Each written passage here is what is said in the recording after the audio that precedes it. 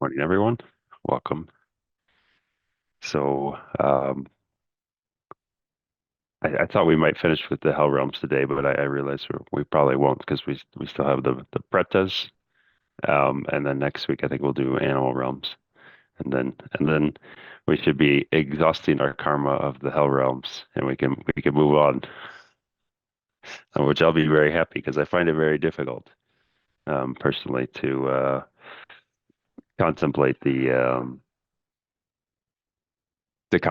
the hells because they seem so far away or so abstract, and hard to get a feeling in the heart, um, and that's just personal. So I think everyone's a bit different, and I actually asked this question to Geshe Tenzin Zopa recently, and he explained, well, if you uh, if you don't if you struggle to identify with hell realms or certain realms, then you probably kind of burned up that karma for the time being, and you don't have that deep connection. So I guess I went through it.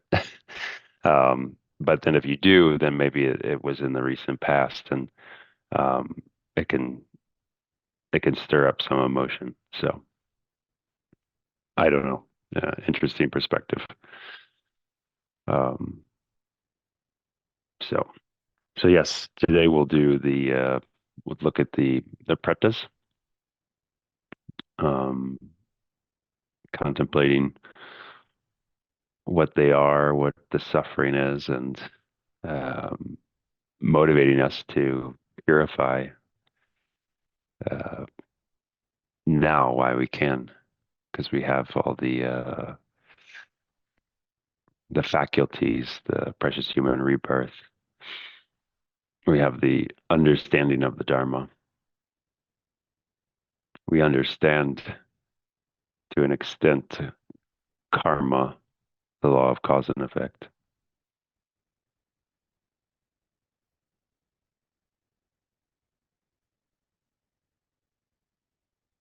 So we start by finding our comfortable position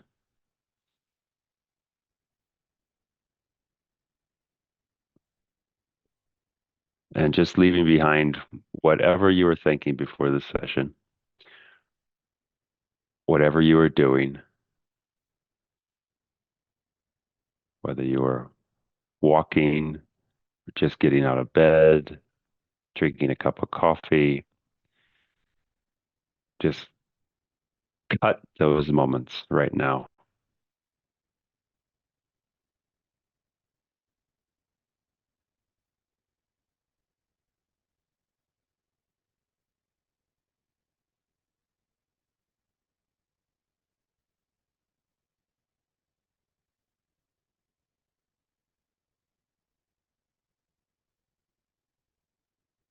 And we think about this precious time that we have, these 30 minutes of meditation.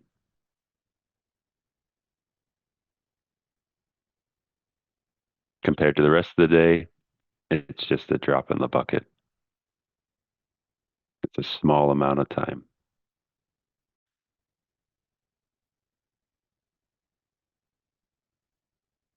So we want to use it to the best of our ability.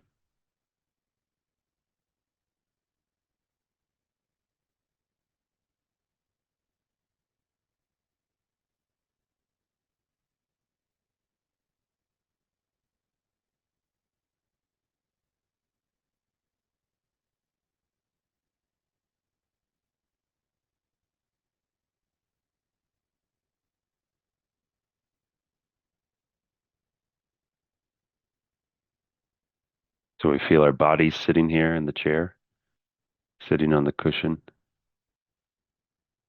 We have a sound base.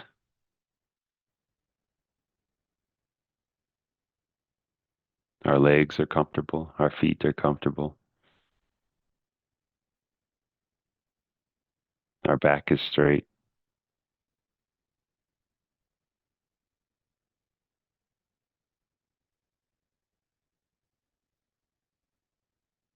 We have our hands together in the mudra of concentration.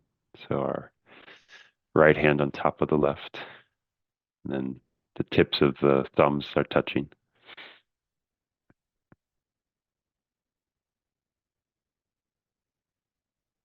And all of our muscles are relaxed. There's no tension in our back. There's no tension in our arms, our shoulders, our neck, even the facial muscles. They're relaxed. Even our eyes, the eyelids, they're relaxed.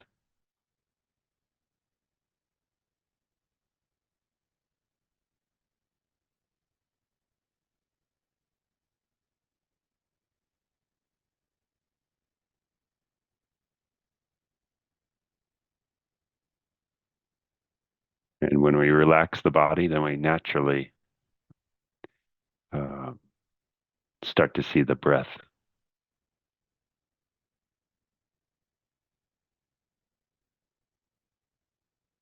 So we bring our attention to the breath. And we don't have to control the breath. The breath is there. It's going to breathe, whether we control it or not.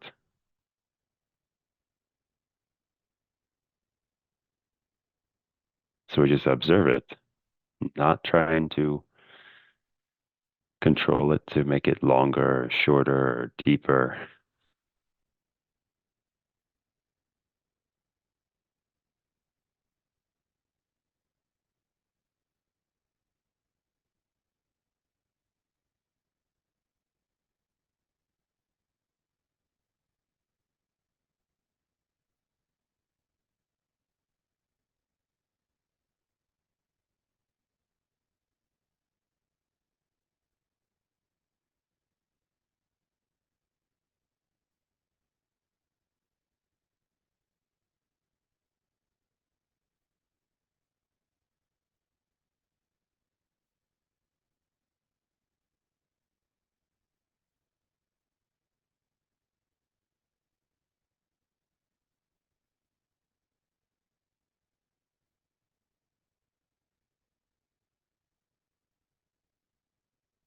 And with this more calm mind that we have, we think about our motivation.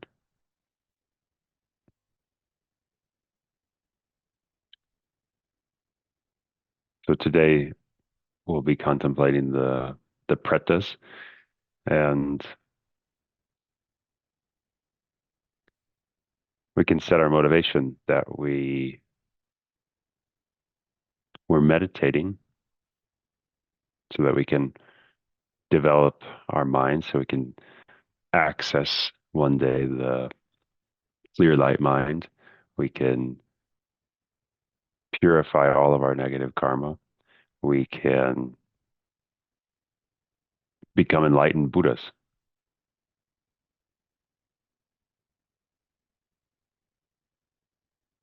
And we do that not just to become Buddha, not to just to free ourselves from all of this suffering, but so that we can use the clairvoyance of the Buddha mind to help all of the pretas to know what they need in their time of suffering, to know what their mind needs to purify, to know what their mind needs to overcome the suffering and be reborn in a pure realm.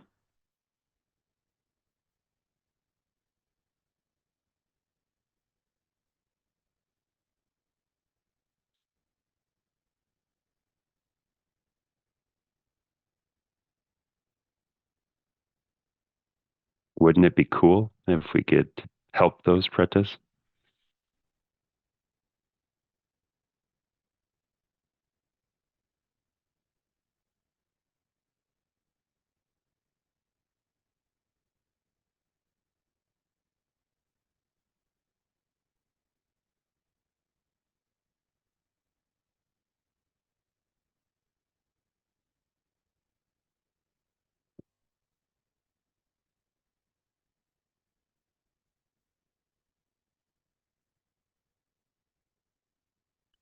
So with that motivation, we contemplate what does it mean to be in to be a preta?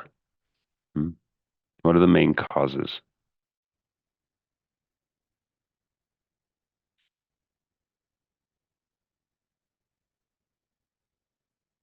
So one of the main causes is clinging to one's possessions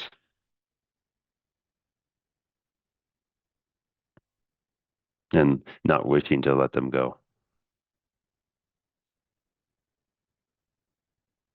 And it also a cause is covetousness. So wishing to possess the possessions of others.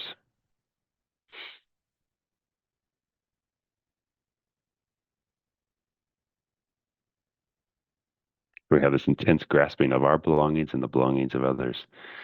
And this prevents us from practicing generosity, such as giving gifts.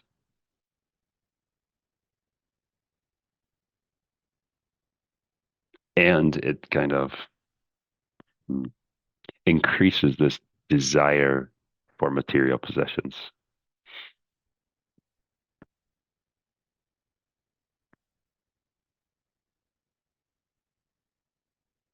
So you can kind of see how there are these different desires that not only do they pull you in one direction, they prevent you from virtuous actions.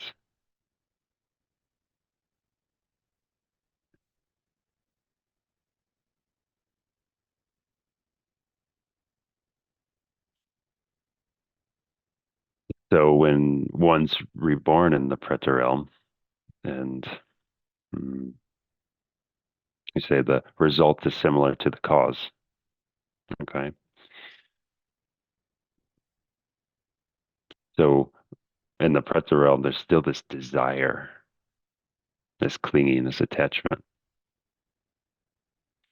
Um, this desire to obtain food, to obtain possessions, material objects. But in the Preta realm, one is always or completely prevented from getting the food, from getting the object. So the desire is there, but then there's this pain and suffering because the desire is never fulfilled.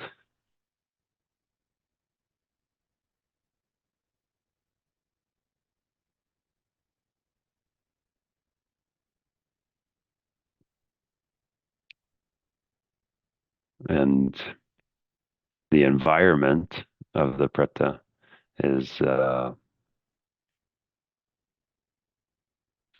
it's like this environment that you're born into that's it's like a desert, like a plain desert with no features. It's featureless, so it's real bland, real boring.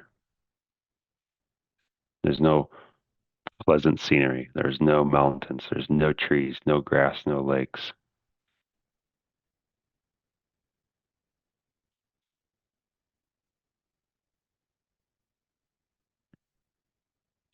And the Preta's body is repulsive and maybe disgusting to look at. It's black, like uh, like a burned tree stump, burned tree,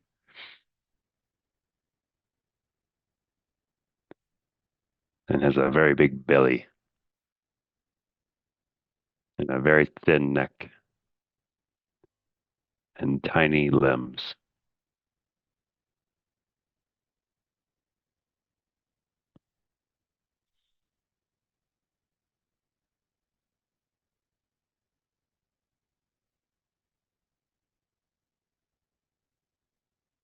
So there's different kinds of predators, and uh,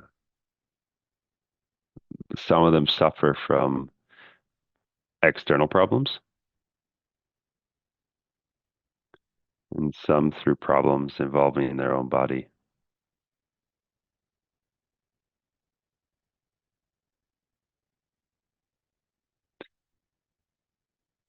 And that as a Preta, um, you can't have any positive thoughts,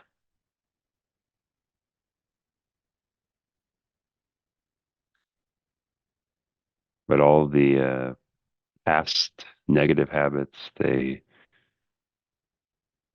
compel you to be overwhelmed, um, to be overwhelmed with certain concerns, such as wanting to eat, to drink, or wanting to wear clothing, nice clothing.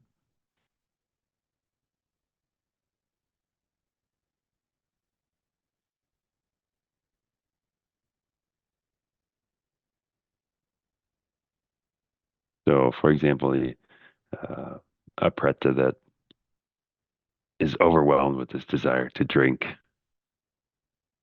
just wants a drop of water. So they tend to see a mirage of water in the distance and they run towards it with this desire of thirst. But when the preta gets there, there's no water. There was a mirage, an illusion.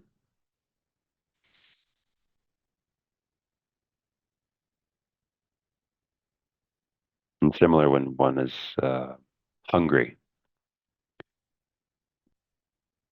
It's in the preta sees a vision of food way ahead.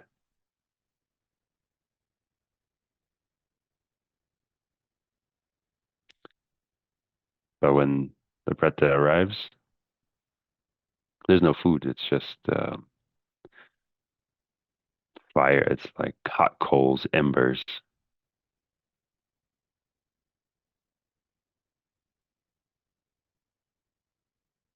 So nothing to eat. Or perhaps the preta sees a fruit tree.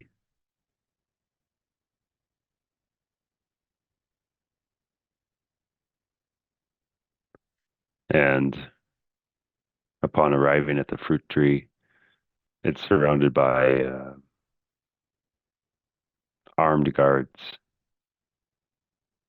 that push the preta away.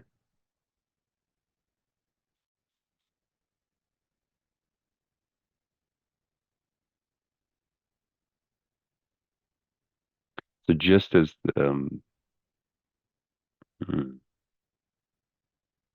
just as in the previous life when there was this grasping to one's own belongings and this grasping to the belongings of others that prevented one from performing the generosity.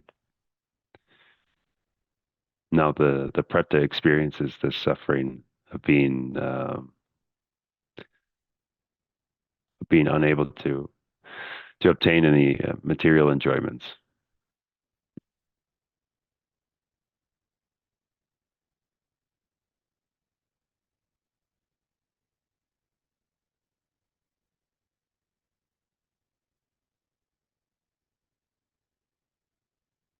And then there's the preta that is mm, has the internal obscuration, right? Not external but internal. And so when they put food in their mouth, it just turns into poison, or it turns into flames or fire, and the insides are burned.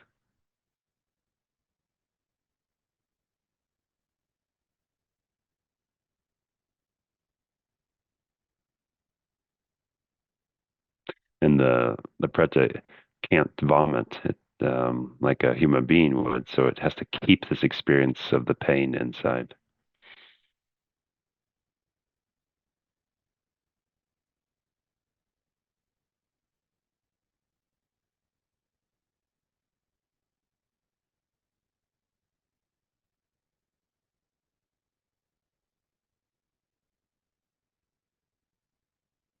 So they all have kind of the same uh, pattern of this intense desire of wanting something and then just being frustrated um, in the attempt to get it. So then the mind it becomes really depressed.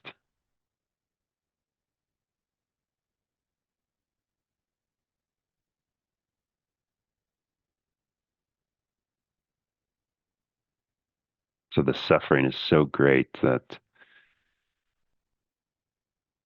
one can't think of the Dharma, can't think of regret of past actions or remembering a spiritual friend.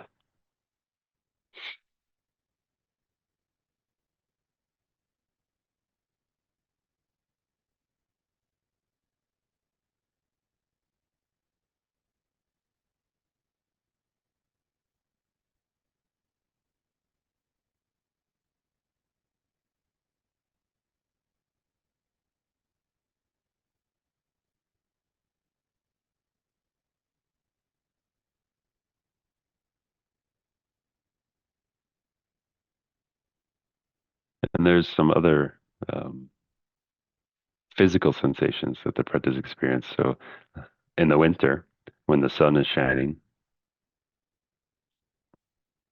um, we humans we feel warmth from the sun, right?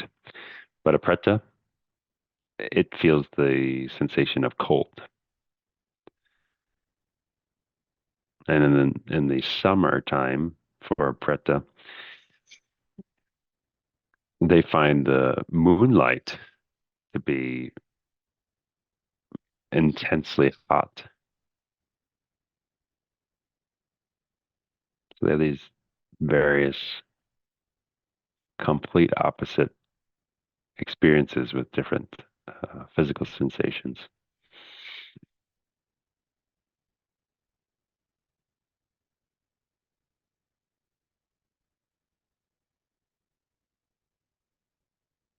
So if we look at our minds today, we have certain attachment to things, to objects. We go also to restaurants to eat, um, and we carefully examine the menu, rejecting what we think is not good and trying to get the best for oneself.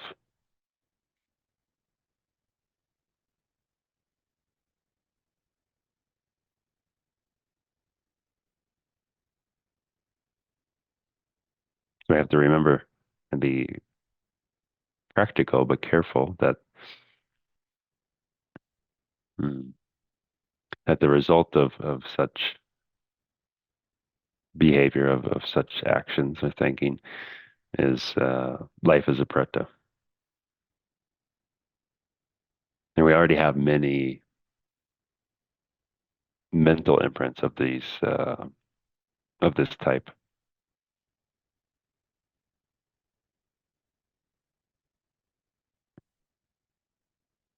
And those imprints are going to ripen unless we purify them, right?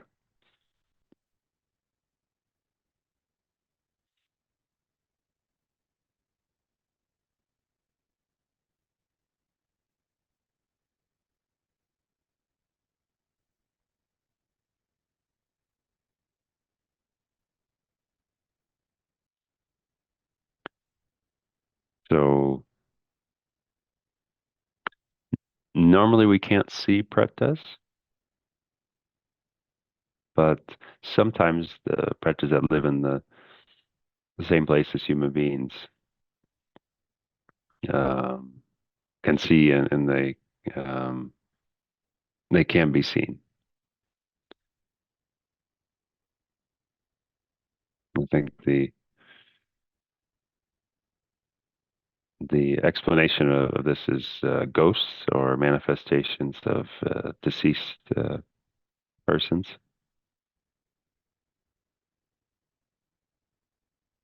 So they appear. So they appear similar to their previous life, human life, for example,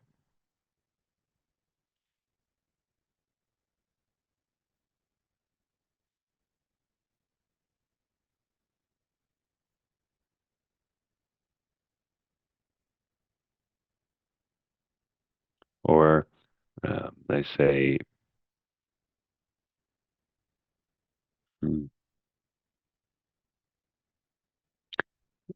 they say that a person may have died because of harm by a preta in this case, or the preta is now returning to the person's relatives to cause further harm.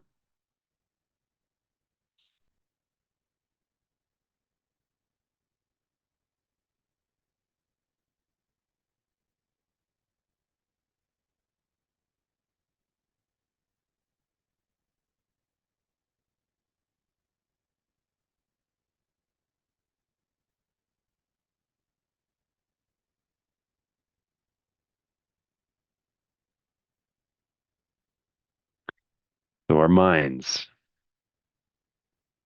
they're full of these imprints, and the imprints, just like a seed,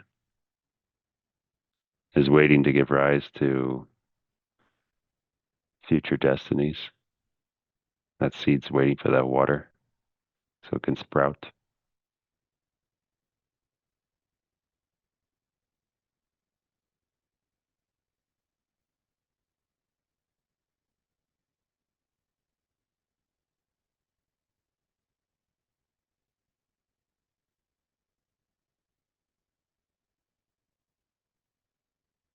Or maybe we could say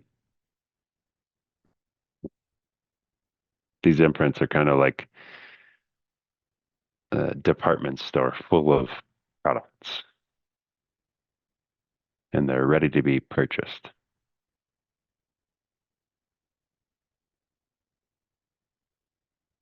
patiently waiting.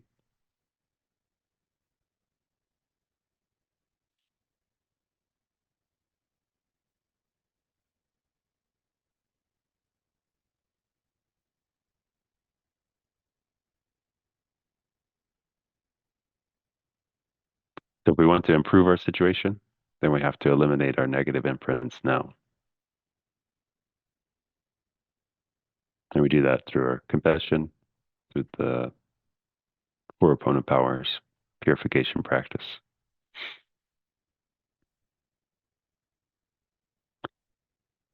But if we have no confidence in this method and we continue to be caught up in the worldly concerns, the worldly involvements, then then these imprints won't go away without um, without fully ripening.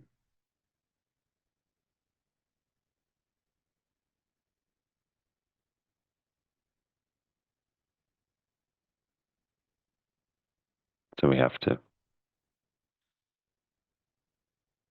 purify, to protect the mind.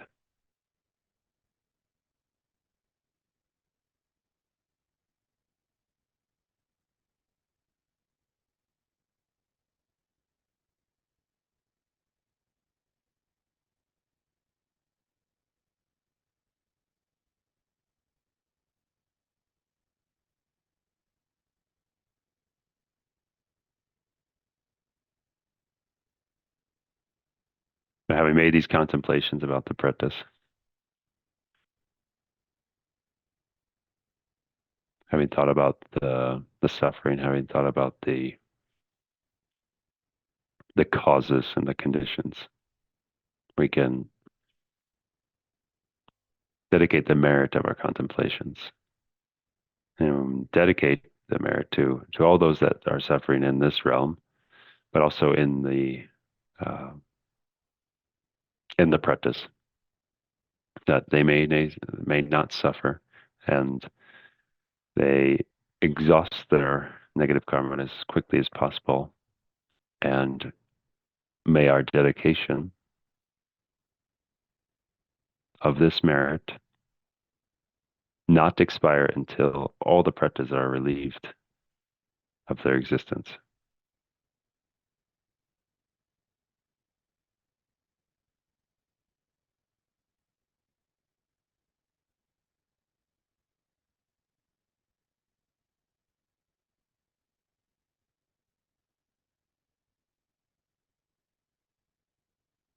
Thank you.